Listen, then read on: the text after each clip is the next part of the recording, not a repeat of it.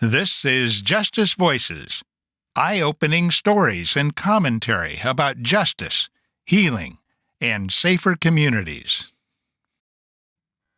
Welcome to Justice Voices. I'm David Risley.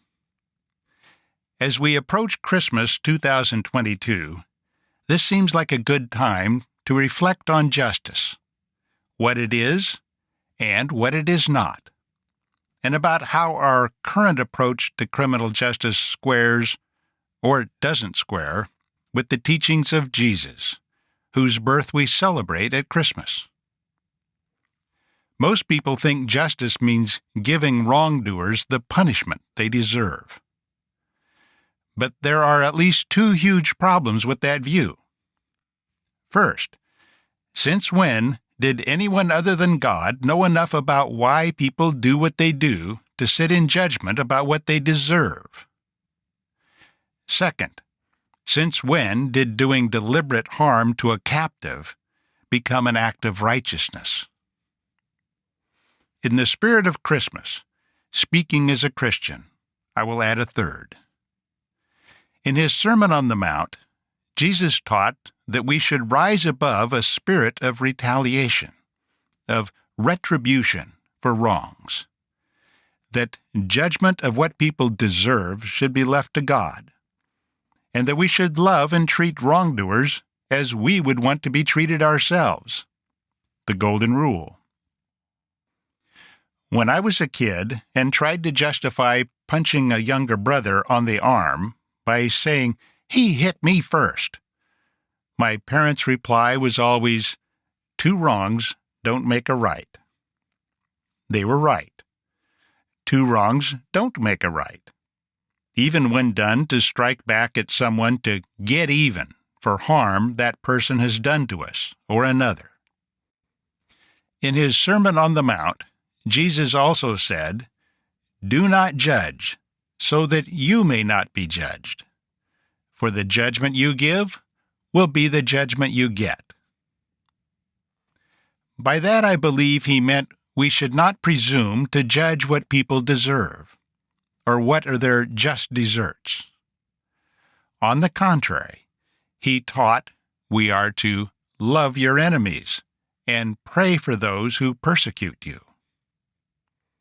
In his Lord's Prayer, he taught us to pray, "Forgive us our debts, as we forgive our debtors."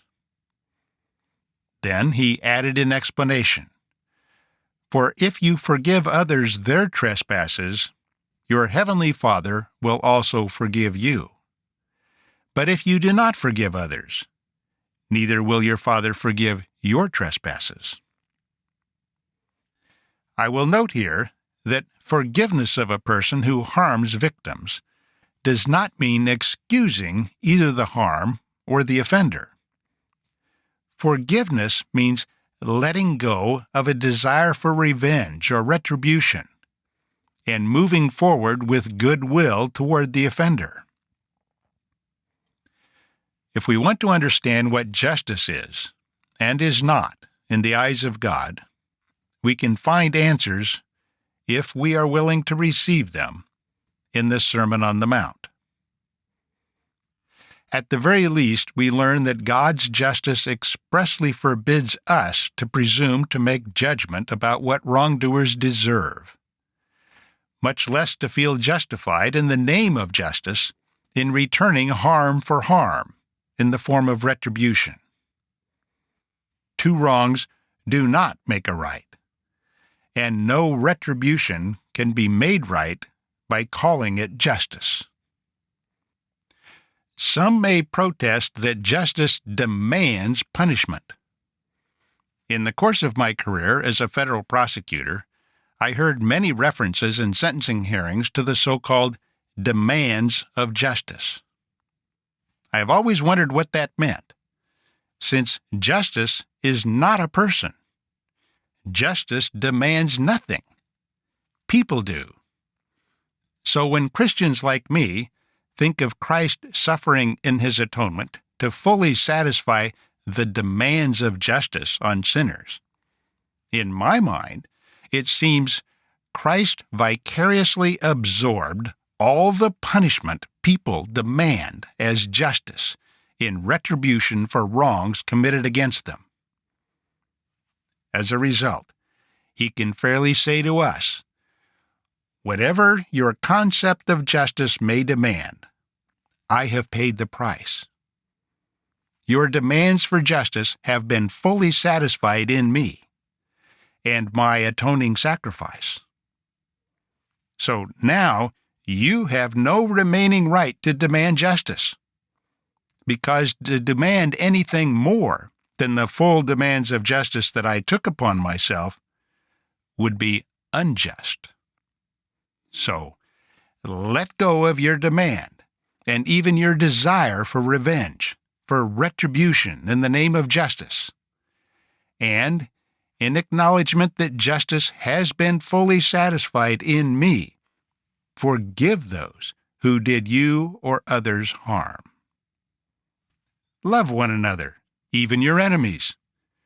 Do good and desire good to everyone, even those who do you or others harm." Does that mean that those guilty of crimes against others should face no legal or moral consequences for their actions? The answer is an emphatic no. In fact, as any responsible parent knows, to fail to intervene and enforce natural or reasonable consequences for misbehavior is not loving and only facilitates things going from bad to worse, which is the opposite of loving. My point is that Christmas time is an opportunity to reflect on whether our current punishment paradigm of justice is really justice at all. When we demand that wrongdoers be punished, is that consistent with the teachings of Jesus, whose birth we celebrate? I suggest that as we reflect on why we celebrate the birth of Jesus, we express our love for him in part by taking what he taught seriously and let go of our demand for punishment in a misguided demand for justice, and in its place pivot to a problem-solving approach to justice. Some skeptics may say that is impractical. To them, I say a problem-solving approach to justice is actually far more practical than a punishment approach, and far more cost-effective from a taxpayer point of view. Think about it.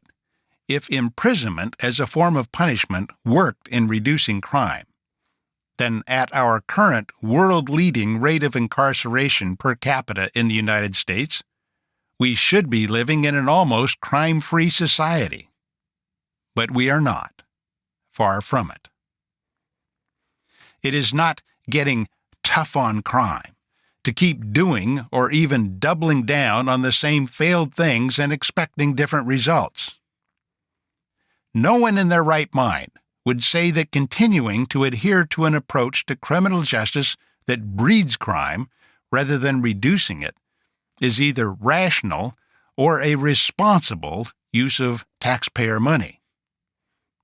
So why do we keep doing the same things and expecting different results?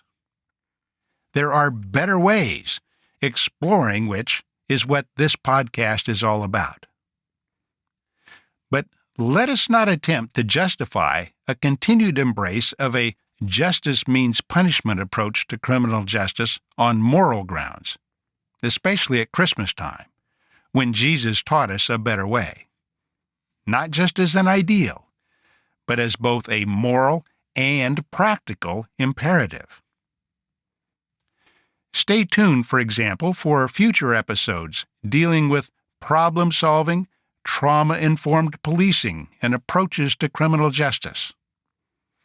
Also, a series on promising approaches to implementing restorative justice principles and practices, as well as other practical problem-solving approaches to achieving safer communities. Two wrongs don't make a right, nor is multiplying harm justice.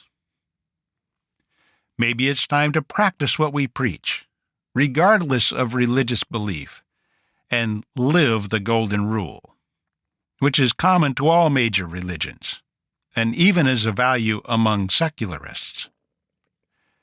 Do unto others what we would have them do unto us. All others. This is Justice Voices, eye-opening stories and commentary about justice, healing, and safer communities.